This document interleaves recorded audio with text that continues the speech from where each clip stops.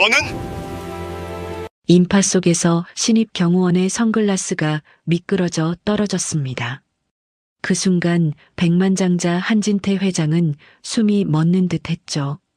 25년 전 돌쟁이 딸을 안고 집을 사라진 아내와 똑같은 얼굴이 눈앞에 서 있었으니까요. 흔적도 없이 사라진 모녀, 찾고 찾아도 닿을 수 없었던 세월. 그런데 지금 눈앞에 그녀는 진짜 내 딸인 걸까요? 도대체 25년 전 그날 밤 무슨 일이 있었던 걸까요? 사연 시작 전 구독과 좋아요를 눌러주시고 어디서 듣고 계신지 댓글 남겨주시면 그곳으로 행운이 가득 깃들기를 바라겠습니다. 그날따라 하늘이 심상치 않았습니다. 아침부터 먹구름이 잔뜩 낀 하늘은 마치 무슨 일이 터질 것을 예고하듯 무겁게 내려앉아 있었죠. 서울 시내 한복판의 야외 행사장에는 수백 명의 인파가 빼곡히 들어차 있었습니다. 대한민국 건설업계의 대부라 불리는 한진태 회장의 기공식이 열리는 날이었거든요. 진태는 단상 위에서 테이프 커팅을 마치고 환하게 웃으며 손을 흔들었습니다. 55의 나이에 넓은 어깨와 당당한 걸음걸이, 그리고 수천억대 자산가다운 품격이 온몸에서 뿜어져 나왔죠. 하지만 화려한 미소 뒤에 숨겨진 그의 눈동자는 어딘가 텅 비어 있었습니다. 마치 속이 다 타버린 장작 같았어요. 성공은 했지만 행복하지 않은 사람. 진태는 그런 남자였습니다. 회장님, 차량 준비됐습니다. 귓가에 비서의 목소리가 들려왔습니다. 진태가 단상에서 내려와 차를 향해 걸음을 옮기려는 순간이었어요. 갑자기 하늘에서 굵은 빗방울이 쏟아지기 시작했습니다. 처음엔 후두둑 떨어지던 비가 삽시간에 억수같이 퍼부었죠. 행사장은 순식간에 아수라장이 됐습니다. 우산을 펴려던 사람들이 서로 부딪히고 갑작스러운 돌풍에 우산이 뒤집히며 사방으로 튕겨나갔어요. 비명과 웅성거림이 빗소리에 뒤섞여 귀를 찢었습니다. 그때였습니다. 진태를 밀착 경호하던 여성 요원 하나가 재빠르게 그의 앞을 가로막았어요. 검은 정장에 짧게 묶은 머리카락, 그리고 눈을 가린 검은 선글라스. 수연이라는 이름의 이 젊은 경호원은 밀려드는 군중 사이에서 진태를 지키기 위해 온몸으로 벽을 만들었습니다. 사람들이 파도처럼 밀려들었지만 수연은 꿈쩍도 하지 않았어요. 마치 바위처럼 단단하게 버텼죠. 하지만 바로 그 순간 폭우에 흠뻑 젖은 선글라스가 미끄러지듯 코에서 흘러내렸습니다. 수연이 손을 뻗어 잡으려 했지만 이미 늦었어요.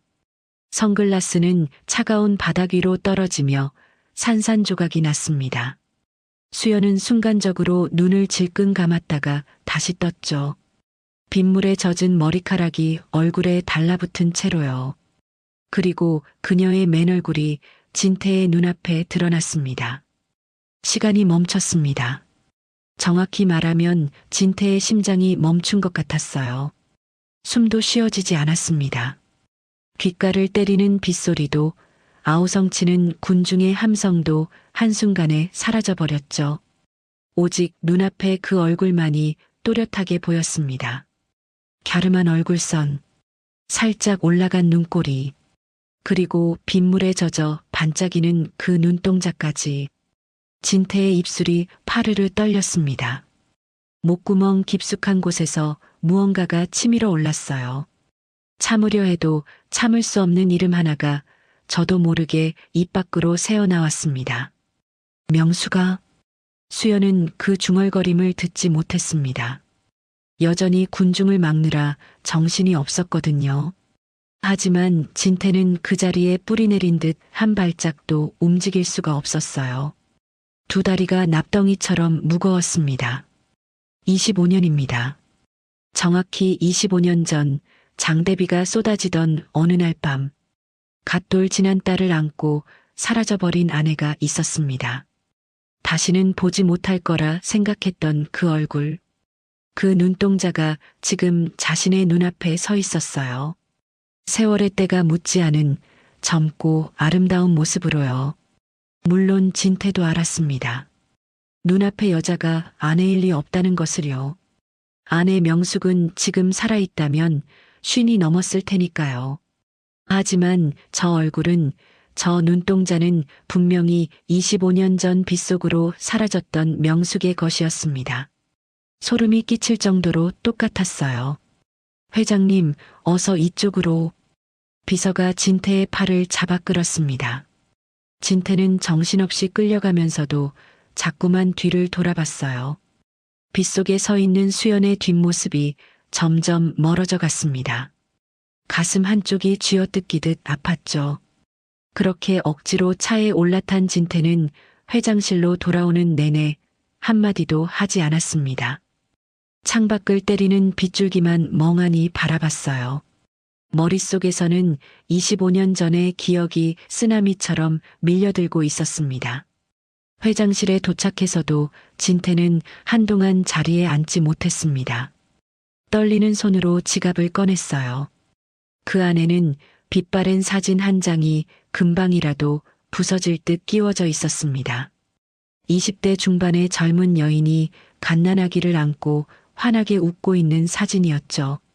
모서리가 닳고 색이 바랜 흔적이 얼마나 오랫동안 이 사진을 만졌는지를 말해주고 있었어요. 진태의 눈가가 붉어졌습니다. 명숙, 그리고 딸 수연. 25년 전 어느 날 갑자기 사라져버린 두 사람이었습니다. 흔적도 없이, 말 한마디 없이요. 당시 어머니 최 여사는 아들을 다독이며 이렇게 말했었죠. 진태야, 그 여자는 처음부터 너를 이용한 거야. 사업이 안 되니까 도망간 거라고. 널 배신한 거야. 하지만 진태는 믿지 않았습니다. 아니, 믿을 수가 없었어요. 명숙은 그런 사람이 아니었거든요. 돈이 없어 라면으로 끼니를 때우던 시절에도 한 번도 불평하지 않았던 여자였습니다. 오히려 진태가 지쳐 쓰러질 것 같은 날이면 따뜻한 국물 한 그릇을 끓여 건네주며 웃어주던 사람이었어요. 그런 명숙이 왜 떠났을까요?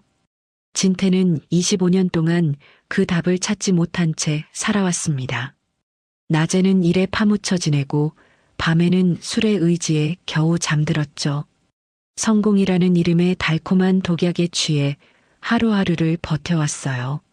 하지만 그 어떤 것도 가슴에 뚫린 구멍을 메워주지는 못했습니다.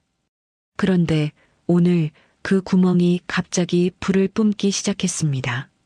진태는 사진 속 아기의 얼굴을 손가락으로 어루만졌습니다. 갓돌 지난 딸, 명숙이 품에 안고 떠났던 아이. 그 아이의 이름도 수연이었죠. 설마. 진태의 목소리가 떨렸습니다. 심장이 미친 듯이 뛰었어요. 두 손이 사시나무 떨듯 후들거렸습니다. 우연치고는 너무 많은 것이 맞아떨어졌습니다. 아내와 똑같은 얼굴, 딸과 똑같은 이름, 그리고 하필이면 자신의 경호원으로 배치된 운명까지요. 진태는 떨리는 손으로 비서실 버튼을 눌렀습니다. 김 비서, 지금 당장 올라와. 잠시 후 문이 열리고 비서가 들어왔습니다. 진태는 자리에서 일어나 창가로 걸어가며 물었어요. 목소리를 최대한 담담하게 유지하려 애썼지만 어깨가 미세하게 떨리는 것까지는 숨길 수 없었습니다. 오늘 현장에서 나를 경호했던 여자 요원 있잖아. 선글라스가 벗겨졌던 그 요원. 이름이 뭔가? 아, 박수연 요원 말씀이십니까? 이번에 실력이 좋아 특채된 친구입니다. 왜 그러십니까? 박수연. 진태의 심장이 쿵 내려앉았습니다. 성은 달랐지만 이름만큼은 25년 전 품에 안겨있던 그 아이와 똑같았어요. 진태의 손이 주먹을 쥐었어요. 부들부들 떨렸죠. 그 요원, 내일부터 내 전담 경호원으로 배치해. 비서가 당황한 표정을 지었습니다.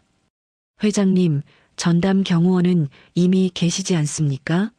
갑자기 바꾸시면 내가 바꾸라면 바꾸는 거야. 진태의 목소리가 날카로워졌습니다. 비서는 더 이상 반박하지 못하고 고개를 숙였죠. 1분 1초도 내 곁에서 떨어지지 않게 해. 어디를 가든 무슨 일이 있어도 반드시 그 요원이 나를 따라다니게 해. 비서가 나간 후 진태는 다시 창가에 섰습니다. 유리창에 빗줄기가 흘러내리고 있었어요. 마치 누군가의 눈물처럼요. 진태는 지갑 속 사진을 다시 꺼내 들었습니다. 젊은 시절의 명숙과 갓난아기 수연. 그리고 오늘 본 그 경호원의 얼굴이 머릿속에서 겹쳐졌어요. 정말 내가 맞니? 떨리는 속삭임이 텅 빈 회장실에 울려 퍼졌습니다. 내가 내 딸이냐고 수연아. 그리움과 두려움이 뒤섞인 눈동자에 형용할 수 없는 초조함이 서렸습니다. 25년이라는 세월의 무게가 어깨를 짓눌렀지만 진태는 알았어요. 이제 더는 도망칠 수 없다는 것을요. 그토록 찾아 헤매던 답이 어쩌면 코앞에 와 있을지도 모른다는 것을요. 비는 밤새 그치지 않았습니다. 빗줄기가 창을 때릴 때마다 진태의 가슴도 같이 두드려지는 것 같았죠. 진태는 새벽 내내 잠을 설쳤습니다. 목이 타들어가 물을 마셔도 소용이 없었어요. 가슴 한가운데가 뜨겁게 달아올라서 숨이 자꾸 짧아졌습니다. 결국 아직 어둠이 남아있는 시간에 회장실로 나왔습니다. 불을 켜자 넓은 공간이 차갑게 밝아졌죠. 책상 위에는 비서가 올려둔 서류가 가지런히 쌓여 있었습니다. 진태는 서류를 넘기는 척했지만 글자는 하나도 머리에 들어오지 않았죠. 펜 끝이 종이 위를 헤매는 동안 그의 시선은 자꾸 어제의 그 얼굴을 찾고 있었습니다. 마치 눈앞에 다시 나타나기라도 할 것처럼요. 아침이 밝자 직원들의 발소리가 복도에 퍼졌습니다. 잠시 뒤 문 밖에서 또렷한 발소리가 들렸습니다. 일정한 박자, 흔들림 없는 걸음. 경호원 특유의 걸음이었습니다. 문이 열리고 수연이 들어섰습니다. 검은 정장, 단정히 묶은 머리, 똑바로 편 어깨. 어제는 선글라스에 가려졌던 얼굴이 오늘은 형광등 아래 환히 드러났습니다. 진태는 순간 숨이 목에 걸렸죠. 마른 침이 꿀꺽 넘어갔어요. 수연은 책상 옆 회장과 출입문 사이를 동시에 볼 수 있는 자리에 섰습니다. 시선은 사방을 훑었지만 움직임은 조용했습니다. 손은 허리 앞에서 자연스럽게 모아졌고 목소리는 건조할 만큼 단정했죠. 회장님, 전담 경호 배치받은 박수연입니다. 진태는 고개를 들었다가 금세 시선을 내렸습니다. 마주보면 표정이 무너질 것 같았거든요. 그런데도 눈이 자꾸 올라갔습니다. 수연의 인매가, 미간이 너무나 익숙했습니다. 누가 속상한데도 참으려 할 때처럼 입술을 꼭 다물고 눈동자가 아주 조금 젖는 그 느낌까지요. 진태는 의자 팔걸이를 꽉 잡았습니다. 손바닥에 땀이 배었습니다. 목소리를 최대한 담담하게 만들려고 했지만 끝이 조금 갈라졌습니다. 박수연 요원. 예. 회장님. 진태는 잠깐 말을 멈췄습니다. 질문 하나가 목에서 걸려 나오지 않았어요. 물어보고 싶었지만 두려웠습니다. 대답이 어떤 것이든 지금의 자신이 감당할 수 있을지 확신이 없었거든요. 그럼에도 진태는 결국 입을 열었습니다. 자네, 혹시 부모님은 다 계신가? 수연의 눈동자가 진태를 똑바로 바라봤습니다. 당황한 기색이 아주 잠깐 스쳤지만 금세 정리됐어요. 수연은 경호원으로서 감정을 숨기는데 익숙한 사람이었습니다. 잠깐 숨을 고르고 낮고 고른 목소리로 말했습니다. 아버지는 제가 아주 어릴 때 돌아가셨다고 들었습니다. 어머니는 계십니다. 요즘 몸이 좀 안 좋으셔서 제가 모시고 있습니다. 돌아가셨다. 진태의 얼굴에서 피가 빠져나가는 듯 했습니다. 입술이 미세하게 떨렸고 눈꺼풀이 한번 크게 깜빡였습니다. 머릿속에서는 한 가지 생각이 번개처럼 지나갔습니다. 저 요원의 모친이 진짜 명숙이라면 내가 그렇게 전해졌을 수도 있겠구나. 명숙이 누구에게도 말하지 못한 사정이 있었을지도 모른다는 생각이 진태의 목을 조였습니다. 억울함이 치밀었다가도 금세 힘이 풀렸어요. 진태는 그 이유를 붙잡으려 했지만 머리가 하얘졌습니다. 대신 가슴 밑바닥에서 뜨거운 것이 올라왔죠. 분노와 죄책감이 뒤섞여 속이 뒤집히는 느낌이었습니다. 진태는 더 묻지 못했습니다. 한마디만 더 해도 눈물이 새어나올 것 같았거든요. 그는 천천히 자리에서 일어나 창가로 걸어갔습니다. 바깥에는 아직 젖은 회색 하늘이 남아 있었고 유리창에는 밤새 내린 비의 흔적이 길게 흘러내리고 있었습니다. 진태는 그 물자국을 멍하니 바라봤습니다. 마치 누군가의 울음이 그대로 남아있는 것 같았어요.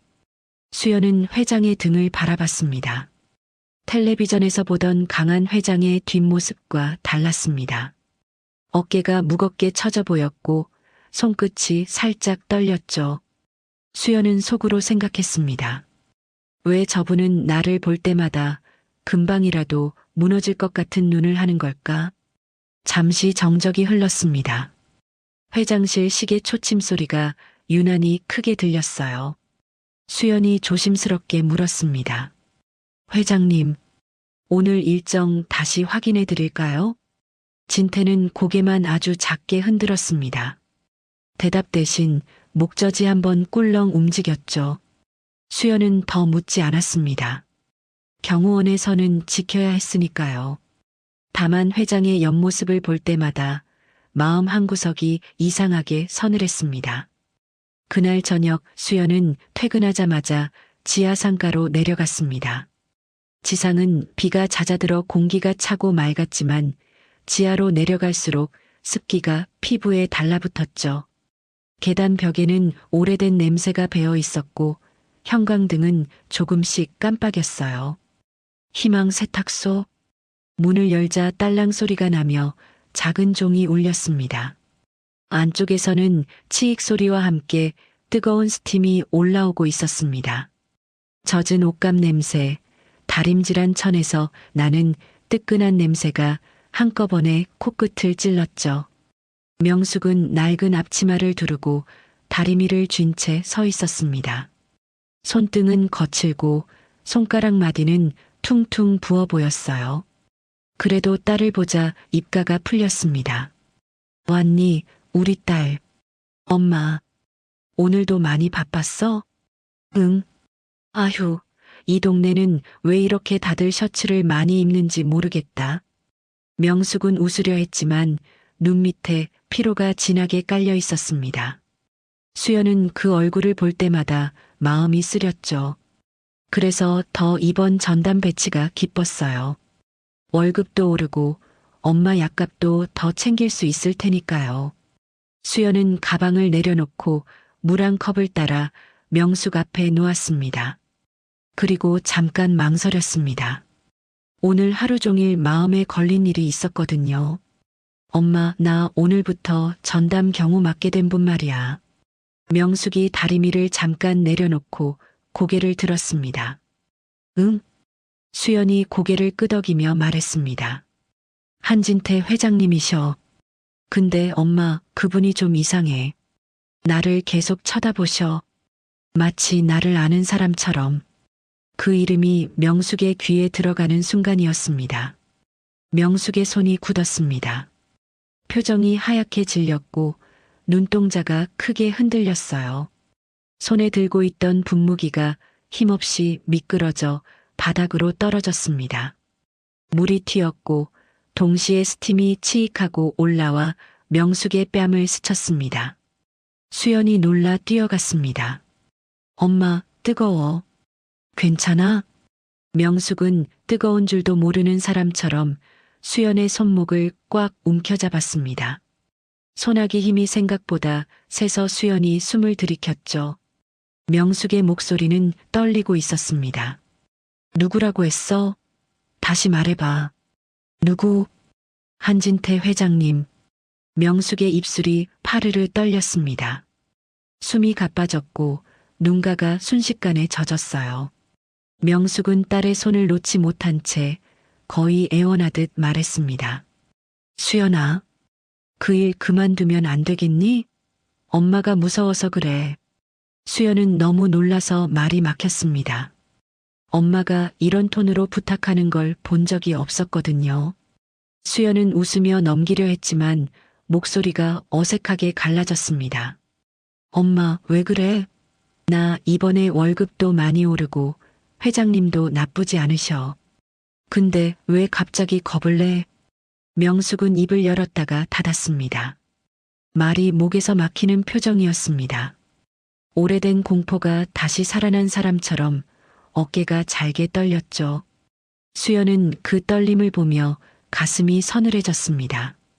엄마, 나한테 말해줘. 무슨 일이야?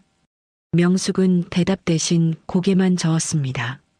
그리고 더 조용히, 더 간절하게 말했습니다. 그 사람 곁에 있으면 안 돼. 제발 수연아. 세탁소 안에는 스팀 소리만 치익치익 울렸습니다. 수연은 엄마의 얼굴을 바라보며 점점 더 혼란스러워졌습니다. 자신이 모르는 과거가 엄마의 눈 속에서 흔들리고 있었거든요. 그 시각 진태는 회장실 서재에서 혼자 앉아 있었습니다. 불은 낮게 켜져 있었고 책장 사이로 어두운 그림자가 길게 늘어졌습니다. 진태의 앞에는 인사기록 카드가 놓여 있었어요. 손끝이 떨려서 종이 끝이 아주 조금씩 움직였습니다. 진태는 그 글자를 뚫어지게 바라봤습니다. 박수연, 그리고 가족사항, 보호자 이름, 박명숙. 진태의 숨이 멎었습니다. 눈이 크게 떠졌고 목구멍에서 낮은 소리가 새어나왔죠. 명숙. 진태는 얼른 고개를 저었습니다. 아직은 모릅니다. 동명이인일 수도 있었어요. 그저 이름이 같다고 그 사람이라고 단정할 수는 없었죠. 그런데도 손끝이 차가워지고 심장은 더 빨리 뛰었습니다. 기대가 올라오는 게 무서워서 진태는 손바닥으로 이마를 세게 문질렀습니다. 진태는 주소를 봤습니다. 재개발 예정이라는 글자가 눈에 걸렸어요. 그는 아주 낮게 중얼거렸습니다. 이곳에 박명숙이 있다는 뜻인가? 진태는 비서실로 전화를 걸었습니다. 신호음이 한 번 울리고 바로 연결됐습니다. 김 비서. 예, 회장님. 진태의 목소리는 낮았지만 단단했습니다. 떨림을 억지로 눌러 담은 목소리였죠. 박수연 요원 인사기록에 있는 보호자 박명숙. 그분이 누구인지부터 조용히 확인해. 동명이인인지 내가 아는 그 사람인지 주소도 사실대로만. 흔적 남기지 말고. 전화를 끊은 뒤에도 진태는 카드에서 시선을 떼지 못했습니다. 마치 그 종이 한 장이 25년을 잠가두었던 문고리 같았어요. 진태는 알았습니다. 확정은 아니지만 닫혀있던 문이 흔들리기 시작했다는 걸요. 그 밤 지하 세탁소의 스팀 사이에서 떨고 있는 명숙의 손과 회장실 서재에서 떨고 있는 진태의 손이 보이지 않는 실로 서서히 이어지고 있었습니다. 다음 날 아침 문 앞에 서 있던 비서가 평소보다 조심스럽게 노크를 했습니다. 회장님, 김 비서입니다. 들어와. 문이 열리자 김 비서가 들어왔습니다. 확인됐나? 김 비서는 한 발짝 다가오더니 서류 한 장을 내밀었습니다. 그리고 입을 열었는데 목소리가 잠겼어요. 회장님 찾으시는 분이 맞습니다.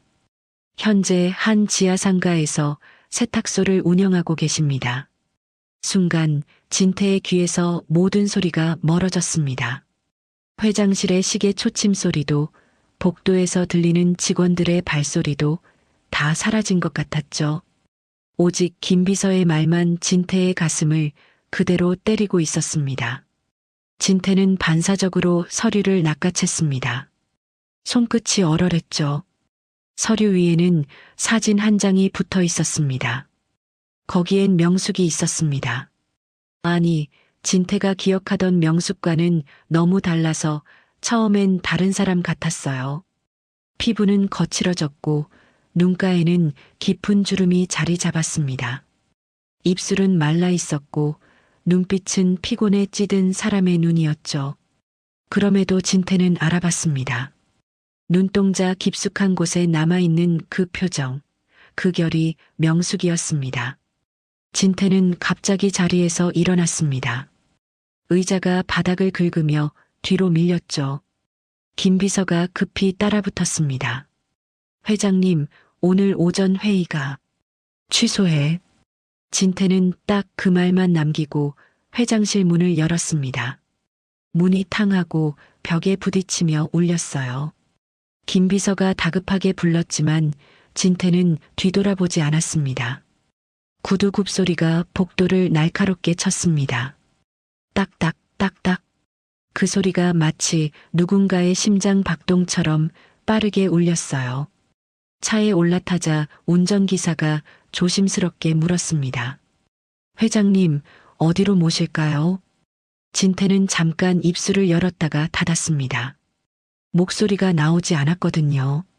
그는 서류에 적힌 주소를 운전기사 쪽으로 내밀었습니다. 손이 어찌나 떨리는지 종이가 사르르 떨렸어요. 여기로. 차가 출발하자 창밖 풍경이 빠르게 뒤로 밀려났습니다. 하지만 진태는 창밖을 보지 못했습니다. 그저 무릎 위에 놓인 사진만 바라봤어요. 사진 속 명숙은 웃고 있지 않았습니다. 진태가 기억하는 명숙은 늘 웃었습니다.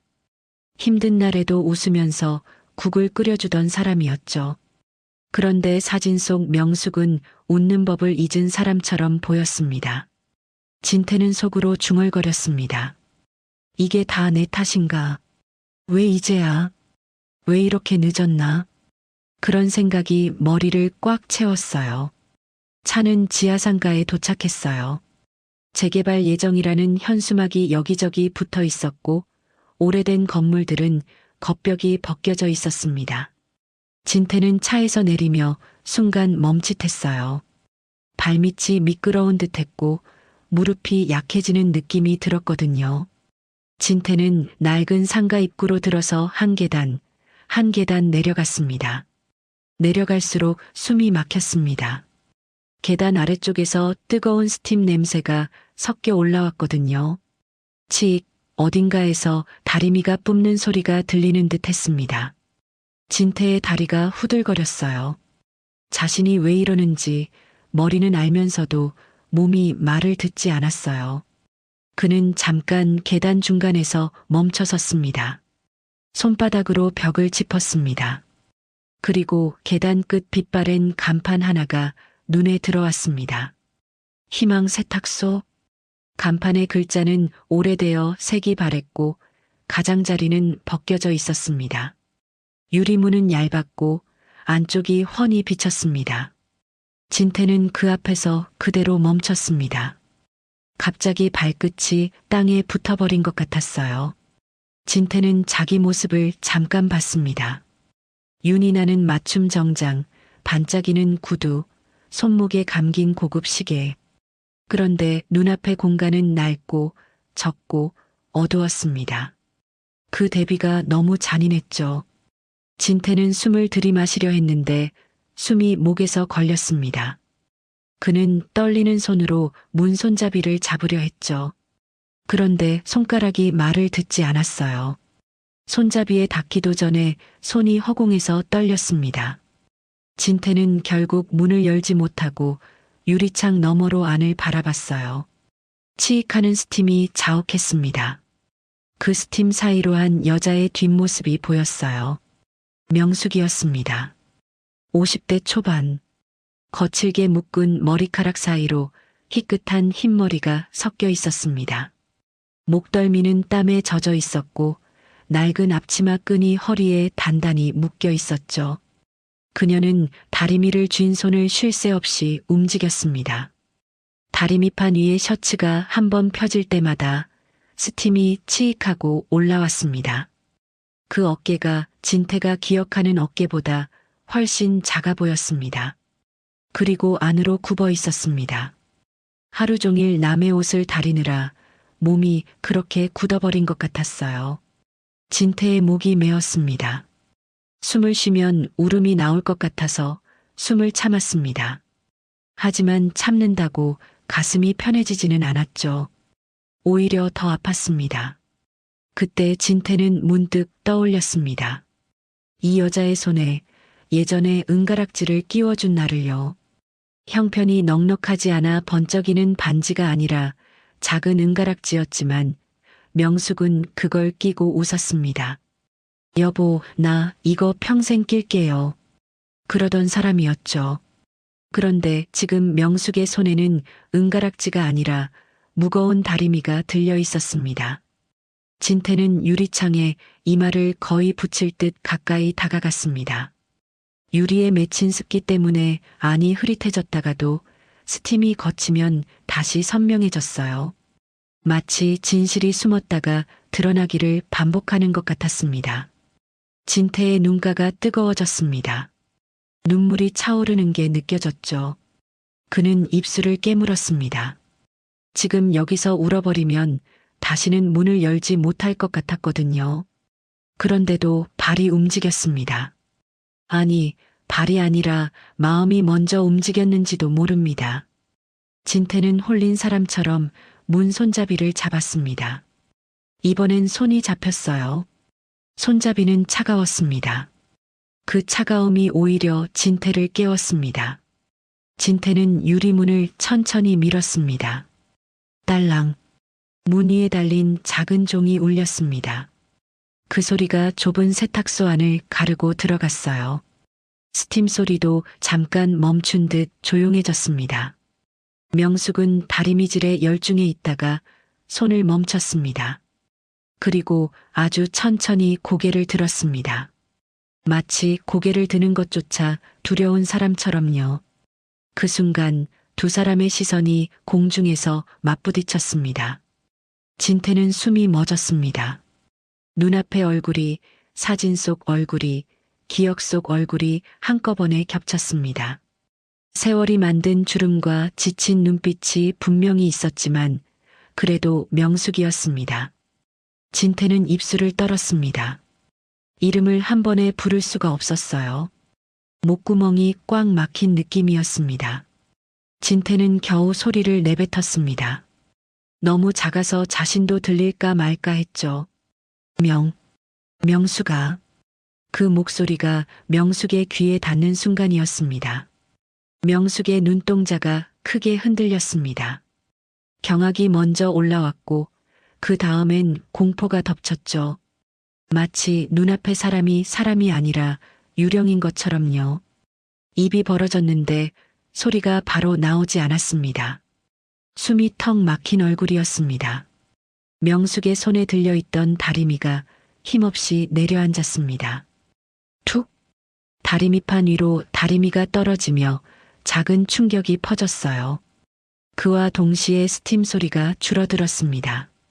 치익하던 소리마저 잦아들자 좁은 세탁소 안에는 이상할 만큼 고요가 내려앉았어요. 그 고요 속에서 들리는 건 두 사람의 숨소리뿐이었습니다. 진태의 거친 숨, 명숙의 떨리는 숨이 서로 부딪혔죠.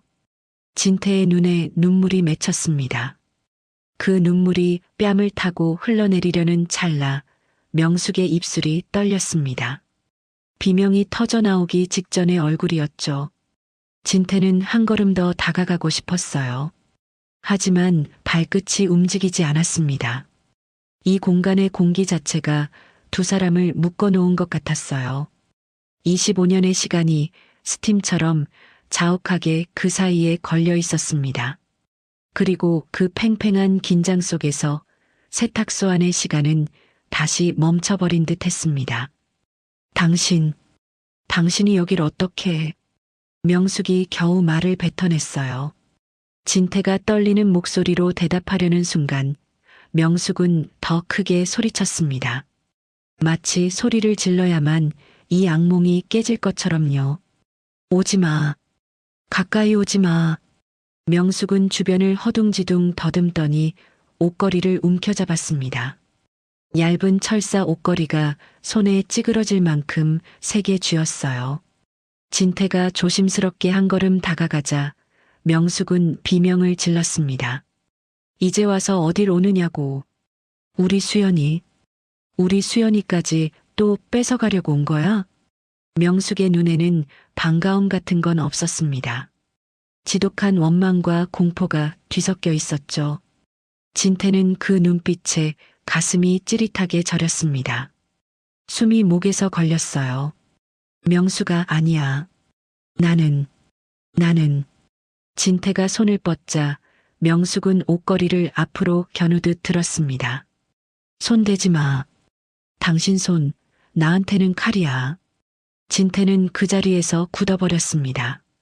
자신의 손이 칼이라니. 말이 너무 아파서 가슴이 쿵 내려앉았죠. 그는 무의식적으로 가슴을 움켜쥐었습니다. 심장이 멎는 것처럼 아팠습니다. 진태는 떨리는 목소리로 숨을 고르며 말했습니다. 명수가 뺏어가다니 무슨 소리야? 당신 그날 왜 사라진 거야? 어머니는 당신이 갑자기 떠났다고 하셨어. 나를 배신했다고. 명숙의 눈이 더 커졌습니다. 그리고 곧바로 피가 돌기 시작했어요. 눈에 핏발이 서며 목소리가 날카롭게 바뀌었습니다. 내가 당신을 배신해? 명숙은 허리가 굽은 것도 잊은 사람처럼 몸을 앞으로 세웠습니다. 당신 어머니가 나한테 뭐라 그랬는지 알아? 가진 것도 없는 게 우리 아들 앞길 막지 마라. 아들도 못 낳는 주제에 어디서 대접을 바라냐? 사람 취급도 안 했어.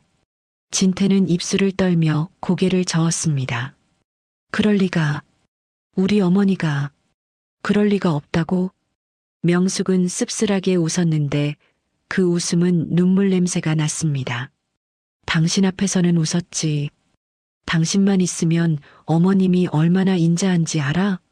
근데 당신이 문만 나서면 그 얼굴이 확 바뀌었어. 나를 지옥으로 밀어 넣었다고. 당신 없을 때만. 명숙의 눈시울이 붉어졌습니다. 세탁소의 뜨거운 스팀 때문만은 아니었어요. 오래 눌러둔 이야기가 목구멍까지 차올라 있었죠. 명숙은 숨을 떨구며 25년 전으로 돌아갔습니다. 그때도 아침이었습니다. 남편은 서류 가방을 들고 대문을 나서며 말했죠. 다녀오겠습니다, 어머니. 시어머니는 그때만 해도 인자하게 웃었습니다. 목소리도 부드러웠어요. 에구, 우리 착한 며느리 고생시키지 말고 얼른 다녀와라. 몸 조심하고. 명숙은 그 말을 믿었습니다. 그래도 마음 한구석은 늘 불안했죠. 남편 발소리가 멀어지고 대문이 닫히는 소리가 나자마자 공기가 바뀌었거든요. 쾅! 대문이 닫히는 소리와 함께 시어머니의 얼굴이 순식간에 굳었습니다. 눈빛이 차가워졌어요. 시어머니는 명숙이 차려놓은 밥상 쪽으로 다가오더니 한 손으로 밥상을 확 밀어버렸습니다. 그릇이 바닥에 떨어지며 깨졌습니다. 된장국이 쏟아지고 김이 훅 올라왔죠. 시어머니의 목소리가 집안을 찢었습니다. 아들도 못 낳는 주제에 어디서 꼬박꼬박 아침밥을 먹어. 명숙은 얼어붙은 채로 바닥을 바라봤습니다. 손이 떨려서 깨진 그릇을 줍지도 못했어요. 그날 이후로 남편이 없는 시간은 늘 그랬습니다. 숨 쉴 틈이 없었죠. 그렇게 명숙이 버티며 살던 중 진태가 장기 출장 갔던 겨울밤이었습니다. 그날은 눈보라가 몰아쳤습니다. 바람이 문틈으로 휘파람처럼 들어왔고 방 안까지 서늘했죠. 명숙은 어린 수연을 포대기에 감싸 안고 있었습니다. 갓돌 지난 아이의 숨결이 뜨거웠어요. 시어머니는 마당으로 나가더니 명숙의 짐가방을 하나씩 던졌습니다. 가방이 눈 위로 퍽퍽 떨어졌어요. 그리고 소리쳤습니다. 너만 없으면 내 아들 부자 될 팔자라는데 네가 앞길을 꽉 막고 있어. 너 때문에 우리 진태 사업이 잘 안 되는 거야. 명숙은 그 자리에 무너질 뻔했습니다. 무당의 말을 들먹이며 저주를 퍼붓는 목소리. 그 말이 정말 믿겨서가 아니라 그 말로 사람을 죽일 듯 몰아붙이는 게 무서웠던 겁니다. 그때 시어머니가 종이 몇 장을 내밀었습니다.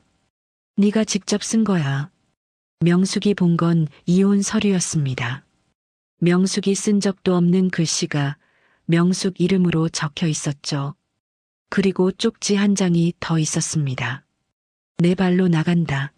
그런 말이 쓰여 있었습니다. 시어머니는 명숙에게 도장을 찍으라고 지장을 찍으라고 몰아붙였습니다. 명숙은 울면서 고개를 저었습니다. 어머님, 저는 갈 데가 없어요. 수연이도 있는데. 시어머니는 냉정하게 말했습니다. 그건 네 사정이고 내 집에서 나가. 당장. 명숙은 결국 갓 돌진한 수연을 포대기에 싸고 눈보라 속으로 밀려났습니다. 그때 명숙이 느낀 건 슬픔만이 아니었습니다. 살아야 한다는 공포였죠. 숨을 쉬면 찬 공기가 폐로 칼처럼 들어왔습니다. 명숙은 세탁소 바닥을 내려다보며 말을 이었습니다. 목소리가 낮아졌지만 그 낮음이 더 무서웠어요. 연고도 없는 곳에서 내가 할 수 있는 게 뭐가 있었겠어. 식당 설거지부터 파출부까지 안 해본 일이 없었어. 명숙은 자신의 손을 들어 보였습니다. 거칠게 갈라진 손, 마디마디 굳은 살. 손끝은 늘 물에 불어 있었고 겨울이면 피가 났습니다. 한겨울에 찬물에 손 담그면 살이 터져. 그래도 멈출 수가 없었어. 수연이 먹여 살려야 하니까. 그런데 그 고생 속에서도 명숙을 더 숨게 만든 게 있었습니다. 시어머니의 경고였죠. 명숙의 귀에는 지금도 그 목소리가 환청처럼 남아 있었습니다. 내 아들 근처에 얼씬도 마라. 명숙은 그래서 늘 도망치듯 살았습니다. 어디서 일하다가도 누가 아는 사람일까봐 고개를 숙였고 수연에게도 눈에 띄지 말라고 말하곤 했죠. 명숙은 잠깐 숨을 멈추고 앞치마 안쪽에서 낡은 사진을 꺼내려는 듯 손을 허리께로 가져갔다가 멈췄습니다. 그리고 고개를 저었습니다. 아직 꺼낼 용기가 없었어요. 대신 눈이 젖은 채로 말했습니다. 밤마다 당신 사진을 봤어. 울다가도 찢어버리고 싶었지. 근데 그럴 수가 없더라. 명숙은 목이 메어 잠깐 말을 못했습니다. 그리고 겨우 다시 이어갔어요. 수연이한테 아빠 얼굴 하나도 안 남겨주면 그게 더 미안할 것 같았거든. 그래서 못 찢었어. 결국 모서리가 다 닳고 해져서 형태도 흐릿해진 그 사진 한 장이 내가 버틴 25년의 전부였어. 진태는 그 말을 듣는 내내 움직이지 못했습니다. 자신이 서 있는 자리에서 명숙이 살아온 시간이 그대로 들려오고 있었죠. 화려한 회장이라는 이름으로 달려온 세월이 이 좁은 지하 세탁소 앞치마 하나 앞에서 너무 초라해 보였습니다. 명숙은 끝내 고개를 들었습니다. 눈물로 번진 눈빛이 진태를 꿰뚫었습니다. 내 얼굴이 지금 이 모양이 된 게, 내 허리가 이렇게 굽은 게 다 수연이 키우려고 그런 거야. 꽃 같던 20대의 얼굴은 이미 사라졌습니다. 남은 건 노동으로 닳아버린 손과 세월에 굽어버린 허리뿐이었죠. 명숙의 50 넘은 삶은 화려한 사모님이 아니라 이 좁고 어두운 지하 세탁소의 낡은 앞치마에 갇혀 있었습니다. 그 말을 끝내자 명숙은 옷걸이를 든 손을 조금 내렸습니다. 하지만 경계는 풀리지 않았습니다. 원망은 그대로였고 공포도 그대로였어요. 진태는 입술을 열었지만 아무 말도 나오지 않았습니다. 눈에 맺힌 눈물이 뺨을 타고 떨어지려 했죠. 그리고 진태는 마침내 무너졌습니다. 가슴을 쥐어뜯듯 움켜잡더니 그대로 바닥을 내리쳤어요. 손바닥이 차가운 시멘트에 닿는 소리가 둔하게 울렸습니다. 진태의 목소리가 갈라졌습니다. 어머니, 어찌 제게 이러셨습니까? 진태는 고개를 들고 허공을 바라봤습니다. 마치 그곳에 시어머니가 서 있기라도 한 듯이요. 진태는 울먹이며 말을 토해냈습니다. 자상한 분인 줄만 알았습니다. 제 앞에서는 그렇게 웃으시더니 어떻게 제 눈을 가리고 명숙이를. 명숙은 입술을 꽉 깨물었지만 더는 아무 말도 하지 않았습니다. 이미 다 했으니까요. 대신 두 손을 가슴께로 모아 꼭 쥐었습니다. 몸이 아직도 떨리고 있었죠. 진태는 갑자기 주저앉은 자세 그대로 숨을 헐떡였습니다. 그리고 눈가에 맺힌 눈물이 뺨을 타고 흘렀습니다. 그 순간 진태의 머릿속을 찍고 들어오는 장면이 있었습니다. 5년 전 어머니의 임종 자리였어요. 하얀 병실, 약냄새, 기계음, 침대 위에 누운 어머니가 진태의 손을 꽉 잡았었습니다. 그 손은 차갑고도 집요했죠. 어머니는 마지막까지도 같은 말을 했습니다. 진태야, 이제 제발 명숙이 있고 새 장가 가라. 애미 소원이다. 그때 진태는 어머니가 자신을 걱정해서 그러는 줄 알았습니다. 아들이 혼자 살까봐, 상처를 붙잡고 무너질까봐 그러는 줄로만 믿었죠. 그런데 지금은 달랐습니다. 그 말이 사랑이 아니라 끝까지 진실을 숨긴 것이라는 걸 이제야 알았어요. 진태는 이를 악물고 고개를 떨궜습니다. 이제는 따져 물을 수도 없었습니다. 이미 세상을 떠난 사람이었거든요. 그 사실이 더 미치게 만들었습니다. 진태는 피눈물을 흘리며 숨죽여 울었습니다. 그러다 진태는 무너지듯 벽에 등을 기대었습니다. 축축한 지하벽이 등에 닿았지만 차갑다는 생각도 못했어요. 머릿속이 과거로 끌려갔습니다. 명숙이 사라진 직후였습니다. 진태는 미친 듯이 찾았습니다. 밤낮 없이 뛰어다녔어요. 경찰서도 가고 주변 사람들에게 묻고 명숙이 좋아하던 시장 골목까지 뒤졌습니다. 혹시나 하고 새벽에 집 앞 골목에 서 있던 날도 있었습니다. 비가 오면 더 미친 듯이 나갔죠. 25년 전 그날도 비가 내렸으니까요. 그런데 그때마다 어머니가 막아섰습니다. 어머니는 어느 날 진태 앞에 서류 봉투를 툭 던져 놓았어요. 마치 끝을 보라는 듯이요. 진태야, 이게 현실이다. 진태가 봉투를 열자 종이가 여러 장 나왔습니다. 이혼 동의서, 명숙이 직접 서명한 것처럼 보였죠. 그리고 위자료 500만 원 수령이라고 적힌 영수증도 있었습니다. 금액이 적어 오히려 더 잔인하게 느껴졌어요. 마지막으로 편지 한 장이 나왔습니다. 또박또박 적힌 글씨. 다른 남자와 새 출발하겠다. 그 한 줄이 진태의 가슴을 찢었습니다. 진태는 종이를 부들부들 떨며 붙잡고 어머니를 바라봤습니다. 어머니, 이게 진짜입니까? 어머니는 눈 하나 깜빡하지 않고 말했죠. 너도 봤잖아. 저 여자는 처음부터 돈만 보고 너한테 온 거야. 사업이 안 되니까 도망간 거라고. 이제 잊어라. 진태는 믿고 싶지 않았습니다. 하지만 그때의 진태는 모든 게 무너져 있었습니다. 연이은 사업 실패로 빚에 허덕였고 사람들에게도 외면당했죠. 자신이 폐인처럼 느껴질 만큼 바닥이었습니다. 그런 자신을 명숙이 떠날 수도 있겠다는 자괴감이 어머니의 말에 힘을 실어줬습니다. 그래도 진태는 버텼습니다. 마지막 한 번만이라도 확인하고 싶었어요. 명숙 얼굴을 직접 보고 내가 진짜 그랬냐고 묻고 싶었습니다. 그래서 또 나가려 했죠. 그때 어머니가 진태의 팔을 붙잡고 울먹이며 말했습니다. 내가 찾아가면 그 여자 새 인생 망치는 거다. 제발 그냥 보내줘라. 너까지 망가질 거다. 진태는 그 말에 꺾였습니다. 어머니가 거짓말을 할 리 없다고, 어머니만은 자신을 속이지 않을 거라고 믿었으니까요. 그렇게 진태는 술과 일에 파묻혔습니다. 낮에는 일로 버티고 밤에는 술로 쓰러졌죠. 세월은 그렇게 25년을 지나가 버렸습니다. 진태는 벽에 기대선 채 목이 메어 중얼거렸습니다.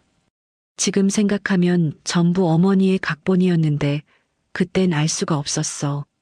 명숙은 진태의 말을 듣고도 고개를 돌렸습니다. 동정하고 싶지 않았어요. 늦은 후회가 무슨 소용이냐는 생각이 먼저 올라왔죠. 하지만 명숙의 눈가도 젖어 있었습니다. 분노와 슬픔이 한꺼번에 밀려오고 있었으니까요. 바로 그때였습니다. 딸랑. 세탁소 문에 달린 종이 요란하게 울렸습니다. 그 소리가 마치 칼로 공기를 베는 것처럼 날카롭게 퍼졌죠. 두 사람은 동시에 굳었습니다. 엄마 나왔어. 근데 가게 앞에 웬 고급차가. 씩씩하게 문을 열고 들어오던 수연이 그대로 멈춰 섰습니다. 눈이 크게 떠졌고 입술이 살짝 벌어졌어요.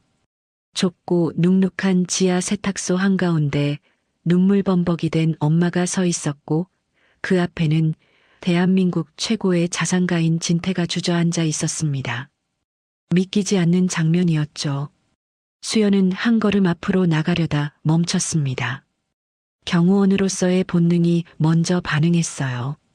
낯선 위험을 감지한 사람처럼 몸이 긴장했습니다. 수연은 재빨리 명숙 쪽으로 달려가 엄마 앞을 막아섰습니다. 회장님? 어떻게 여기에? 수연의 목소리가 떨렸습니다. 놀람과 경계가 섞인 목소리였죠. 그리고 곧바로 수연은 진태를 향해 소리쳤습니다. 회장님, 저희 엄마한테 무슨 짓을 하신 겁니까? 그 순간 진태의 가슴에 대못이 박혔습니다. 회장님.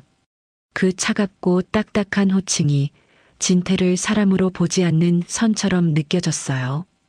딸이 자신을 아버지가 아니라 회장으로 부르고 있었습니다. 그리고 그 딸이 자신으로부터 엄마를 지키려 서 있었습니다. 진태는 수연의 얼굴을 차마 쳐다보지 못했습니다. 고개를 숙인 채 어깨가 들썩였습니다. 숨이 끊어질 듯 울음이 올라왔죠. 명숙은 수연의 목소리를 듣자마자 본능적으로 딸의 손을 꽉 움켜잡았습니다. 손끝에 힘이 바짝 들어갔어요. 명숙은 공포에 질린 얼굴로 소리쳤습니다. 수연아, 이 사람 근처에 가지마. 너 데려가려고 온 거야. 당장 나가게 해. 명숙의 눈빛은 마치 죽은 시어머니가 살아 돌아온 것처럼 떨리고 있었습니다. 수연은 영문을 몰라 더 당황했지만 엄마가 무너지는 걸 보니 더는 물러설 수 없었죠. 수연은 차가운 눈빛으로 진태를 똑바로 바라봤습니다.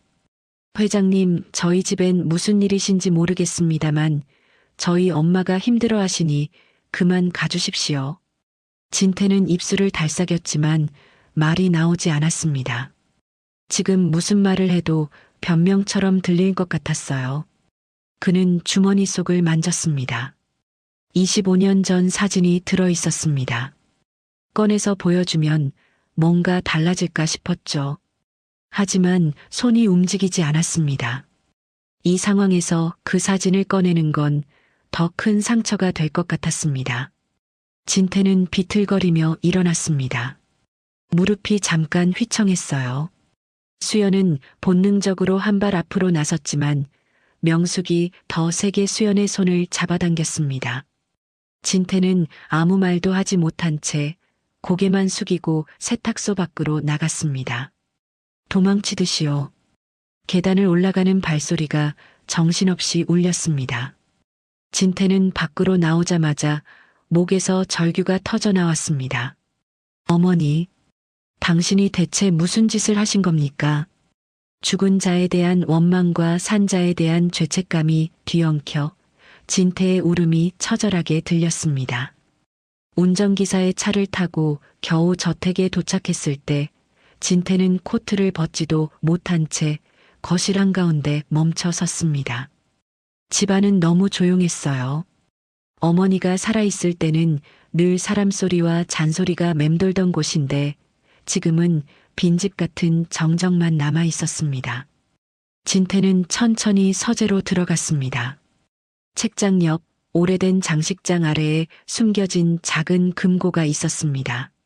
어머니 것이었죠. 진태는 그 금고를 한 번도 제대로 열어본 적이 없었습니다. 어머니가 남긴 물건을 뒤지는 게 불경스럽게 느껴졌거든요. 하지만 오늘은 달랐습니다. 어머니가 숨긴 진실이 명숙과 수연의 삶을 부숴놓았다는 걸 이제는 알았으니까요. 진태는 비밀번호를 눌렀습니다. 손끝이 떨려 숫자를 한번 잘못 누르기도 했죠. 띡 하는 소리 뒤에 금고 문이 천천히 열렸습니다. 안에는 봉투와 장부 그리고 오래된 계약서 뭉치가 빽빽하게 들어 있었습니다. 서류에서 묵은 종이 냄새가 올라왔어요. 진태는 맨 위에 놓인 서류를 꺼냈습니다. 거기에는 낯익은 이름이 찍혀 있었습니다. 김이사. 어머니가 유난히 믿었던 사람, 비서 출신으로 어머니의 뒤처리를 도맡아 하던 사람이었죠. 진태의 턱이 굳었습니다. 서류를 넘길수록 내용이 더 선명해졌어요. 누가 언제 누구를 만나 어떤 돈을 줬는지, 어떤 일을 시켰는지, 날짜와 금액이 적혀 있었습니다. 그리고 그 속에 명숙의 이름이 있었습니다. 미행, 협박, 강요. 이혼 서류에 지장을 찍게 만들었다는 기록까지요. 진태의 손이 종이를 찢을 듯 떨렸습니다. 명숙이 취직하려 할 때마다 이상하게 일이 끊겼던 이유도, 주소를 옮기면 또 누가 쫓아오는 것 같던 이유도 모두 여기 적혀 있었습니다. 어머니가 김이사를 통해 아들 몰래 뒤에서 손을 쓴 겁니다. 진태는 이를 악물었습니다. 목소리가 낮게 새어나왔죠. 어머니, 그게 다 어머니가 한 일이었습니까? 그 순간 진태는 더 기다릴 수 없었습니다. 그는 곧바로 전화기를 들었습니다. 김이사, 지금 당장 들어와. 잠시 뒤 김이사가 집무실로 들어섰습니다. 평소처럼 능청스러운 웃음은 없었습니다. 얼굴빛이 창백했고 넥타이를 만지작거리는 손이 어색하게 떨렸죠. 진태는 책상 위에 서류를 탁 내려놓았습니다. 이거 설명해. 김이사의 눈이 서류로 떨어지는 순간 얼굴이 굳었습니다. 입술이 바짝 말라서 침을 삼키는 소리가 들릴 정도였어요. 그는 억지로 웃으려 했습니다. 회장님, 그건 오래전 일입니다. 돌아가신 최 여사님과 관련된. 진태가 책상을 주먹으로 쾅 내리쳤습니다. 입 다물어. 명숙을 미행하고 협박한 게 너냐? 이혼 서류에 억지로 지장 찍게 만든 게 너냐? 김이사는 결국 고개를 떨궜습니다. 목소리가 갈라졌어요. 회장님, 저는 최 여사님이 시키는 대로만 했을 뿐입니다. 명숙 씨가 회장님 앞길 망칠 사주라며 돈을 써서라도 떼어놓으라고 하셨습니다. 그 말이 끝나자 진태의 눈빛이 변했습니다. 분노가 차갑게 가라앉는 눈이었죠. 믿었던 사람이었습니다. 회사의 중요한 일도 맡기고 집안일까지 믿고 맡겼던 사람이요. 그런데 그 사람이 어머니와 손잡고 명숙을 벼랑 끝으로 밀었다니 진태는 온몸이 떨렸습니다. 너는 그걸 알면서도 했어? 김이사는 변명처럼 말을 쏟아냈습니다. 회장님, 최 여사님이 얼마나 무서운 분이셨는지 아시지 않습니까? 저는 거역을. 그만해. 진태는 서류를 한 장 더 던졌습니다. 거기에는 편지와 관련된 메모가 묶여 있었습니다. 언제 어떤 편지를 가로채 처리했는지, 불태웠는지까지 적혀 있었죠. 진태의 목소리가 깨졌습니다. 명숙이 보낸 편지들, 다 내가 막았어? 김이사는 눈을 피했습니다. 그 침묵이 대답이었죠.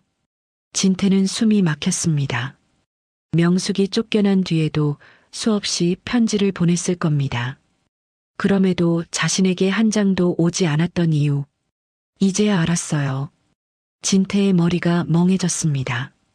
그때 알았다면 25년이 이렇게 흘러가진 않았을 텐데요. 진태는 결국 자리에서 일어나 거실로 나갔습니다. 거실은 넓고 화려했지만 그날은 텅 빈 동굴처럼 느껴졌습니다. 진태는 벽을 향해 주먹을 쾅 내리쳤습니다. 손이 아픈지도 몰랐어요. 어떻게 사람이 그럴 수가 있어.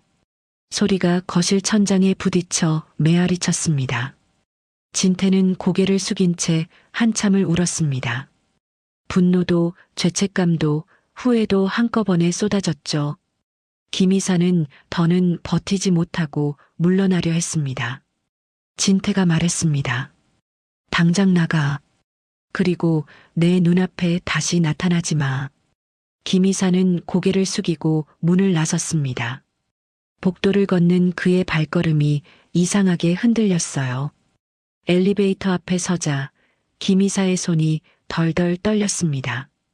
진태가 이 일을 파고들기 시작하면 자신은 끝이라는 걸 알고 있었죠. 김이사에게는 더 큰 공포가 있었습니다. 최 여사가 살아있을 때 그는 명숙 처리 비용이라는 명목으로 받은 돈을 빼돌렸습니다. 최 여사의 개인 재산도 슬쩍 빼내 자기 부동산에 넣었고 회사 자금까지 조금씩 손댄 적이 있었죠. 해외 계좌에 숨겨둔 돈도 있었습니다. 진태가 25년 전 일을 파헤치면 그 모든 흔적이 같이 올라올 게 뻔했습니다.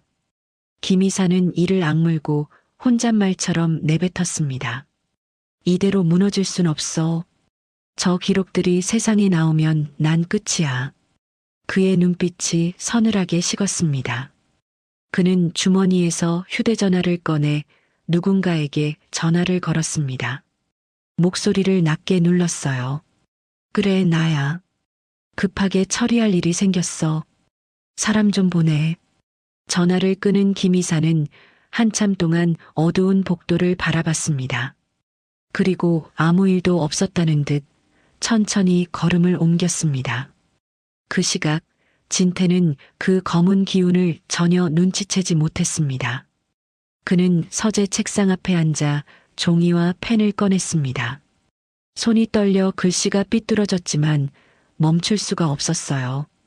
오늘 세탁소에서 본 명숙의 눈빛이 수연이 뱉은 그 한마디가 계속 귀를 때렸거든요. 회장님. 진태는 펜을 꽉 쥐고 중얼거렸습니다. 명수가 수연아. 내가 너무 늦었지. 그는 밤새 뜬 눈으로 편지를 썼습니다. 사과의 말, 변명의 말, 늦은 후회의 말이 뒤엉켰어요. 종이는 몇 번이나 구겨졌다가 다시 펴졌습니다. 어떤 문장은 너무 부끄러워 찢어버리고 싶었고 어떤 문장은 너무 늦어서 눈물이 났습니다. 창밖이 조금씩 밝아질 무렵 진태는 마침내 편지를 봉투에 넣었습니다. 손가락으로 봉투 입구를 꾹 눌러 닫았죠. 그리고 창문을 한번 바라봤습니다. 비가 내리고 있었습니다. 마치 이 집의 죄를 씻어 내리려는 것처럼요. 진태는 코트를 집어들고 밖으로 나갔습니다. 경호원들이 따라붙으려 했지만 진태는 손을 들어 막았습니다. 오늘은 나 혼자 간다. 차가 빗줄기를 가르며 움직였습니다. 진태는 조수석에 편지를 꼭 쥐고 있었습니다.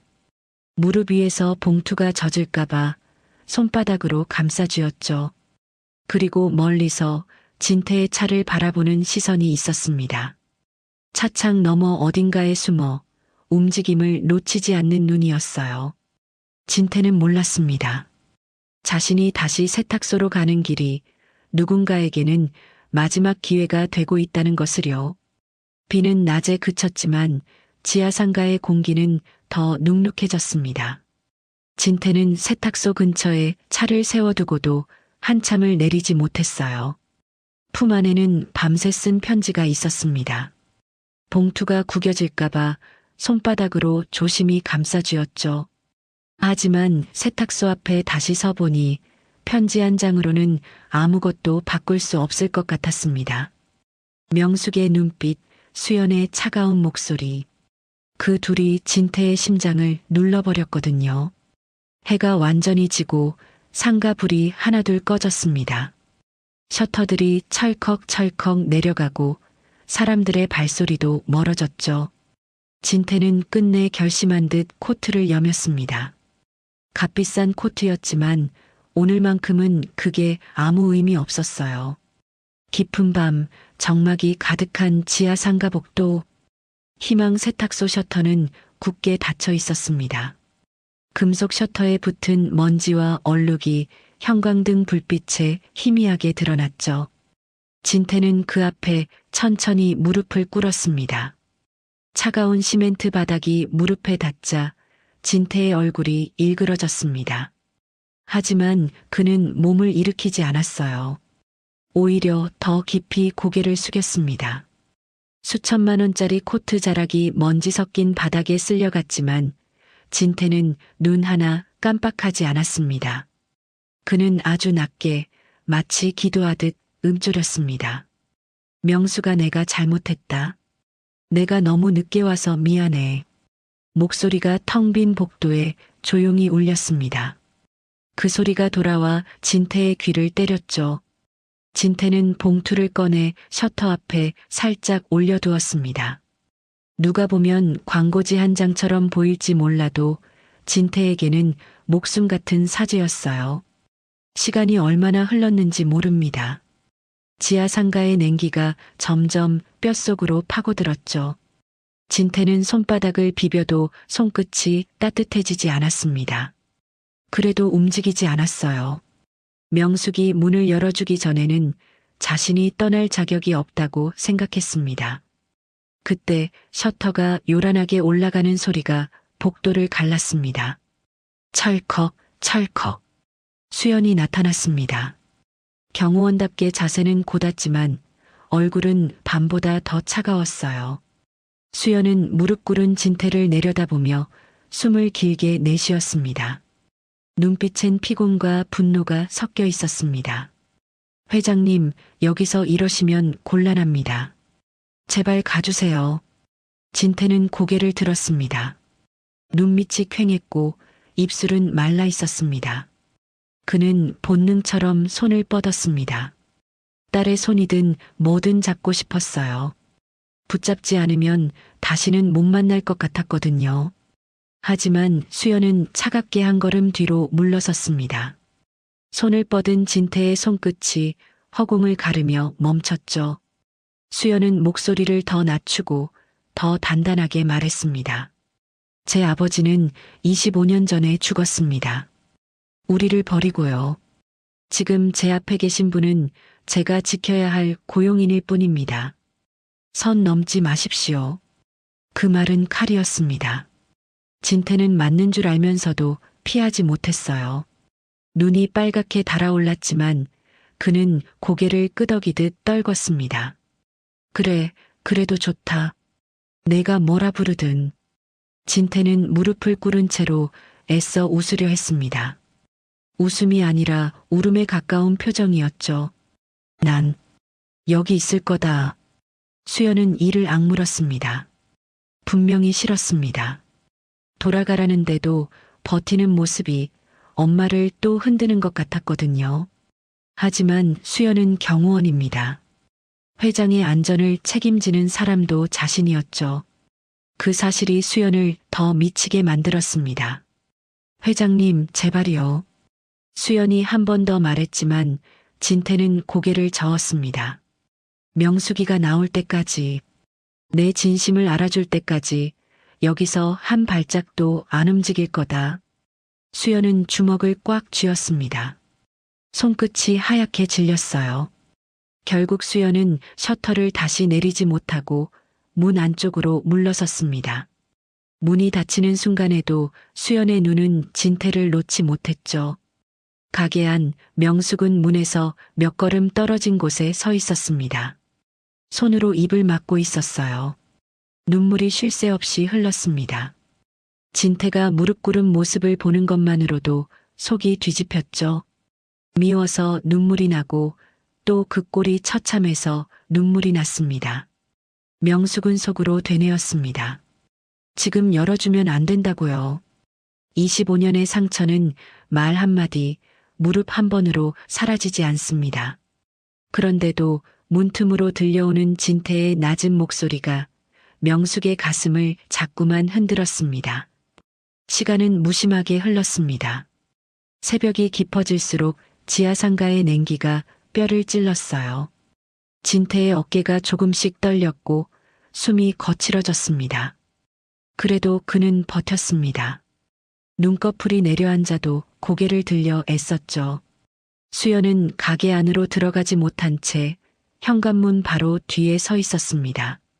문과 셔터 사이의 얇은 틈으로 바깥을 살피면서요. 마음은 두 갈래로 찢어졌습니다. 증오가 끌어올라서 당장 내쫓고 싶은데 동시에 혹시라도 저 사람이 쓰러지면 자신이 지켜야 하는 건 아닌가 하는 생각이 들었죠. 수연은 입술을 깨물며 혼잣말처럼 중얼거렸습니다. 왜 하필 지금 나타나서. 어느덧 동이 터올 시간이었습니다. 새벽 공기가 하얗게 서릴 만큼 차가워졌어요. 진태는 추위와 피로에 지쳐 고개를 떨구고 있었습니다. 무릎은 감각이 거의 없었고 손끝은 굳어버린 듯 했습니다. 그때였죠. 상가 복도 끝에서 발소리가 들렸습니다. 하나가 아니라 여럿이었어요. 빠르고 거친 발걸음. 조용한 지하 복도에서 그 소리는 더 크게 울렸죠. 수연은 문틈으로 그쪽을 봤습니다. 정체 모를 남성 서너 명이 빠른 속도로 다가오고 있었습니다. 모자와 마스크로 얼굴을 가렸고 어깨가 잔뜩 올라가 있었어요. 눈빛에는 망설임이 없었습니다. 수연의 등이 서늘해졌습니다. 직감이 말해줬죠. 저 사람들은 그냥 지나가는 사람이 아니었어요. 그들의 목적은 단순한 협박이 아니었습니다. 진태가 어머니 금고에서 가져온 비밀 기록, 김이사의 25년 횡령과 배임을 증명할 장부와 문서들, 그걸 빼앗으려는 겁니다. 필요하다면 영원히 입을 막을 생각까지 품고 있는 눈이었습니다. 수연은 문고리를 꽉 잡았습니다. 소나기에 힘이 들어갔고 눈동자가 날카롭게 바뀌었습니다. 복도 끝에 그림자들이 살기를 띤 채 가까워졌습니다. 진태는 아직 고개를 들지 못하고 있었습니다. 복도 끝에서 다가오던 그림자들이 어느새 바로 앞까지 와 있었습니다. 그때 남성 하나가 진태 쪽으로 성큼 다가오며 거칠게 말했습니다. 어이, 일어나. 잠깐 얘기 좀 하자. 목소리에 기름기 없는 살기가 묻어 있었습니다. 다른 둘은 양옆으로 벌어져 길을 막았고 한 명은 주변을 힐끔거리며 감시하듯 서 있었죠. 그들은 손을 주머니에 넣은 채였는데 그게 더 위험해 보였습니다. 수연은 문고리를 놓고 뛰쳐나갔습니다. 셔터 옆으로 몸을 빼며 진태와 괴한들 사이에 정확히 섰습니다. 눈빛이 순식간에 바뀌었습니다. 차갑고 날카롭게 훈련된 사람의 눈이었죠. 회장님, 제 뒤로 피하세요. 수연이 낮게 외치자 진태가 고개를 들었습니다. 무슨 일이 벌어지는지 이해도 못한 얼굴이었어요. 그 순간 수연이 괴한들을 향해 소리쳤습니다. 누구냐? 당장 멈춰. 괴한 하나가 비웃듯 고개를 비틀었습니다. 경호원이네. 귀찮게 됐네.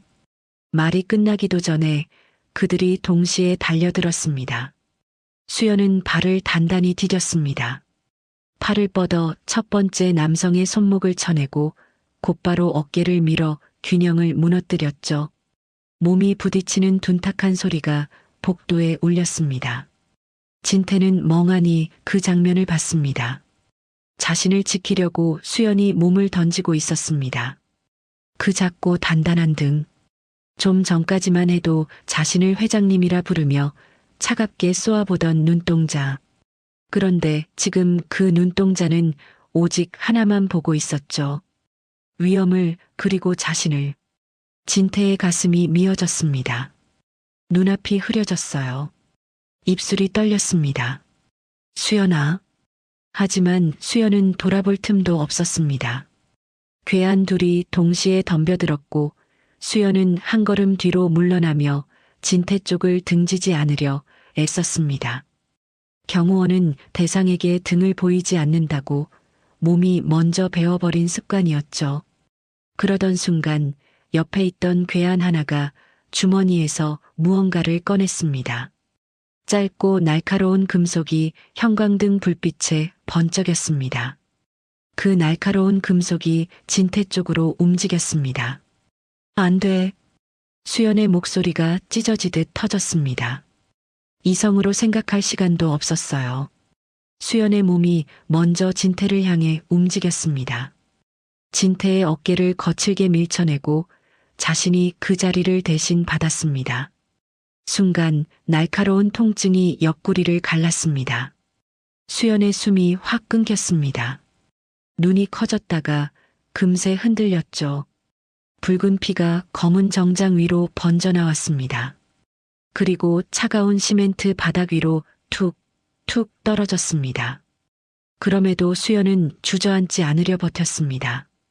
이를 악물고 팔을 들어 괴한을 밀어냈죠. 몸이 비틀거리면서도 끝까지 진태 앞을 가로막았습니다. 경호원으로서의 본능이 아니면 피가 당기는 본능이었을지도 모릅니다. 괴한들은 상황이 커졌다는 걸 느낀 듯 서로 눈빛을 주고받았습니다. 누군가 낮게 욕을 뱉었고 다음 순간 그들은 뒤로 물러나 달아났습니다. 발소리가 복도 끝으로 멀어졌죠. 그제야 진태가 움직였습니다. 수연아. 진태는 비명처럼 외치며 수연을 붙잡았습니다. 수연의 몸이 그의 품으로 무너져 내렸어요. 진태는 손이 떨려 어디를 눌러야 할지도 몰랐습니다. 피가 손바닥에 묻자 진태는 더 겁에 질렸죠. 정신 차려라. 안 된다, 수연아. 진태는 자신의 겉옷을 벗어 던지듯 풀어헤치고 수연의 상처를 압박했습니다. 손으로 누르는데도 피가 새어나왔어요. 진태의 얼굴이 새하얘졌습니다. 눈물과 빗물이 섞여 뺨을 타고 흘렀죠. 진태는 울부짖었습니다. 수연아, 아빠가 다 잘못했다. 제발, 제발 눈 좀 떠다오. 그 말이 복도에 처절하게 울려 퍼졌습니다. 새벽 지하상가의 차가운 공기가 그 울음을 받아서 멀리까지 밀어냈죠. 수연의 눈꺼풀이 아주 조금 떨렸습니다. 정신이 혼미한 얼굴로 간신히 눈을 떴어요. 초점이 잘 맞지 않는 눈이 진태를 더듬어 찾았습니다. 수연은 입술을 움직였습니다. 소리가 작아서 진태가 귀를 바짝 갖다 대야 했습니다. 회장님. 끝까지 아빠라는 말은 나오지 않았습니다. 그런데도 그 눈빛에는 원망이 없었습니다. 오히려 안도감이 비쳤죠. 살아있네, 다치지 않았네, 그런 확인 같았습니다. 수연은 힘겹게 숨을 몰아쉬며 말을 이어갔습니다. 울지 마세요. 전 경호원입니다. 고용주 지키는 게 제 일이니까. 그 말을 끝으로 수연의 고개가 툭 떨어졌습니다. 진태는 심장이 얼어붙는 것 같았습니다. 손끝이 더 차가워졌어요. 수연아, 수연아. 그때였습니다. 안에서 문이 열리는 소리가 났습니다. 셔터 안쪽에서 명숙이 뛰쳐나왔죠. 잠옷 위에 겉옷을 대충 걸친 채였고 얼굴은 겁에 질려 있었습니다. 그리고 바닥에 쓰러진 수연을 보는 순간 명숙의 울음이 폭발했습니다. 수연아. 명숙은 무릎을 꿇고 딸을 끌어안았습니다. 명숙의 울음이 지하상가 복도를 흔들었습니다. 그 울음은 분노도 공포도 절망도 다 섞인 소리였죠. 진태는 이를 악물었습니다. 울고 있을 시간이 없었습니다. 그는 수연을 업었습니다. 피가 코트와 셔츠에 번졌지만 신경 쓸 겨를도 없었어요. 수연의 몸이 생각보다 가벼워서 진태는 더 가슴이 찢어졌습니다. 수연아, 제발. 아빠가 이제야 너를 찾았는데 이렇게 가면 안 된다. 진태는 미친 듯이 계단을 뛰어 올라갔습니다. 발이 미끄러질 뻔해도 멈추지 않았어요. 뒤에서 명숙이 울부짖으며 따라왔습니다. 밖으로 나오자 새벽 공기가 얼굴을 때렸습니다. 차가운 햇살이 희미하게 비치기 시작했죠. 진태는 떨리는 손으로 구급차를 부르며 소리쳤습니다. 목소리가 갈라져 제대로 나오지 않았지만 그 절박함만은 분명했습니다.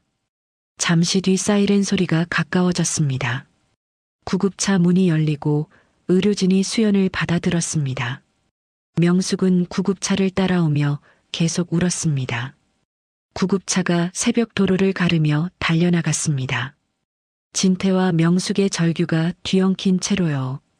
병원 응급실 앞에 도착하자 자동문이 열리며 차가운 공기가 확 밀려나왔습니다. 그 순간 의료진이 달려들었어요. 수연은 들것 위로 옮겨졌고 하얀 시트가 피에 스며들어 붉게 번졌죠. 누군가가 큰 소리로 말했습니다. 출혈 많아요. 압박 더 세게. 수연의 몸은 빠르게 응급실 안으로 밀려 들어갔습니다. 진태는 따라가려다 멈칫했습니다. 의료진이 막아서며 소리쳤거든요. 보호자분은 밖에서 기다리세요. 들어오시면 안 됩니다. 진태는 고개를 끄덕이려 했지만 몸이 말을 듣지 않았습니다. 손이 떨려서 난간을 꽉 잡았어요. 그 손은 이미 수연의 온기로 눅눅하게 젖어 있었습니다.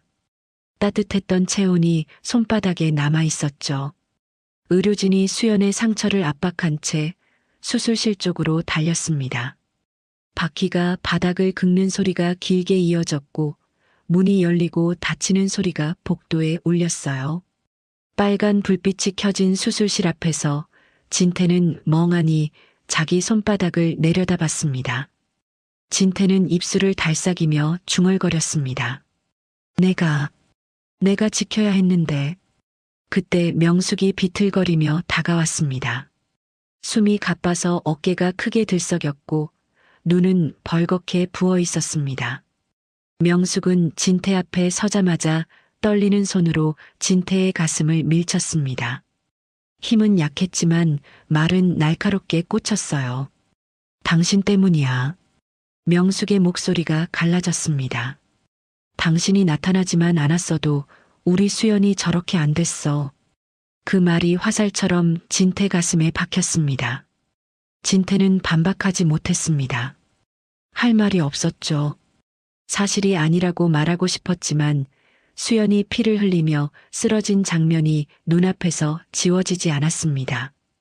명숙은 눈물을 훔치지도 못한 채 계속 말했습니다.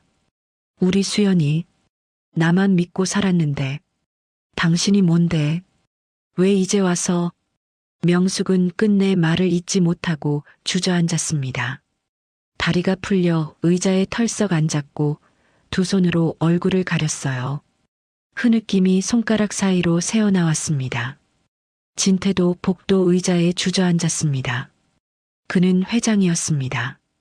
수조원의 자산을 움직이고 사람들의 인생이 걸린 계약도 결단하는 사람이었죠. 그런데 지금 이 순간 수술실 문 너머에서 울리는 기계음 하나조차 자기 마음대로 할 수 없었습니다. 그 무력함이 진태를 바닥까지 끌어내렸어요. 진태는 고개를 숙인 채 손바닥을 무릎에 문질렀습니다. 닦는다고 없어지는 게 아니었죠. 시간이 흐르는 동안 복도는 점점 차가워졌습니다.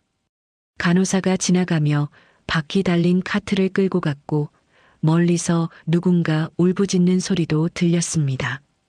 병원은 늘 이런 곳이었지만 오늘은 유난히 잔인했습니다.